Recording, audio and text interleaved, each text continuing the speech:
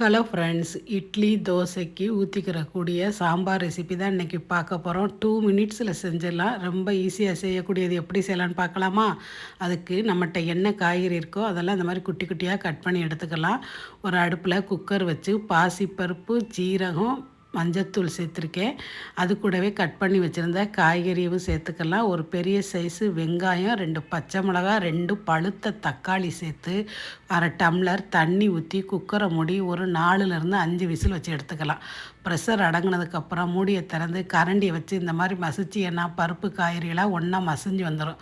சாம்பாருக்கு தேவையான அளவு தண்ணி, உப்பு சேர்த்து 1 ஸ்பூன் குழம்பு மிளகாய்த்தூள், சாம்பார் தூள் சேர்த்து கொதிக்க விட்டு கொத்தமல்லி இலை தூவி இறக்கிக்கலாம்.